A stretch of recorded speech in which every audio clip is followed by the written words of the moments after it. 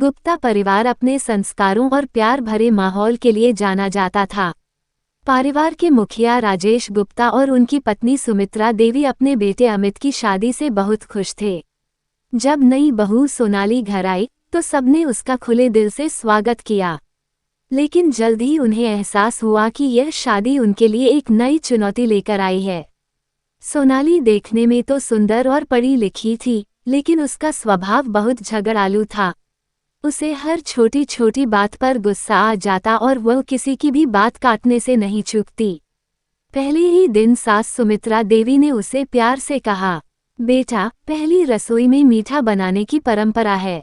सोनाली भड़क गई, ये कैसी बकवास परंपराएं हैं?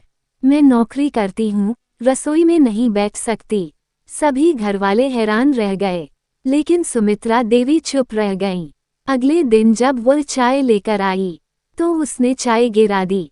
तब उसे किसी ने कुछ नहीं कहा, लेकिन फिर उसने फोन चलाते हुए खीर गिरा दी। जब उसकी सास ने उस बोला तो सोनाली तुरंत तैश में आ गई। तो क्या मैं जानबूझकर करूंगी? हमेशा मुझे ही गलत ठहराया जाता है। घर के हर सदस्य को अब ये समझ में आ गया कि सोनाली छोटी छोटी बातों पर गुस्सा करने की आदत है। अब अमित को समझ नहीं आ रहा था कि वह अपनी पत्नी को कैसे समझाए। घर में रोज लड़ाई का माहौल रहने लगा था। तभी दादाजी को एक तरकीब सूझी। जब भी सोनाली गुस्सा करे, हम उसे जवाब ही नहीं देंगे, बल्कि उसे और ज्यादा प्यार देंगे। सबको ये तरकीब अजीब लगी, लेकिन कोई और चारा भी नहीं था।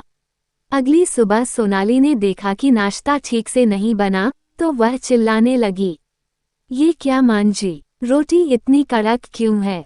सास ने मुस्कुराकर कहा, बेटा, गलती हो गई, अगली बार ध्यान रखूंगी।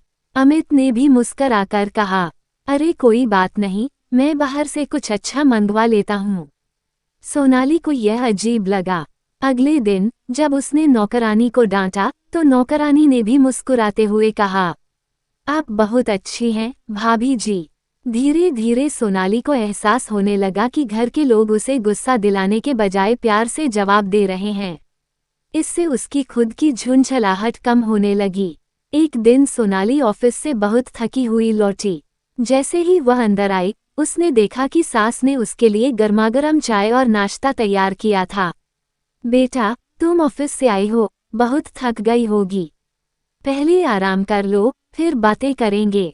ये पहली बार था जब किसी ने उसका इस तरह ध्यान रखा। सोनाली की आंखों में आंसू आ गए।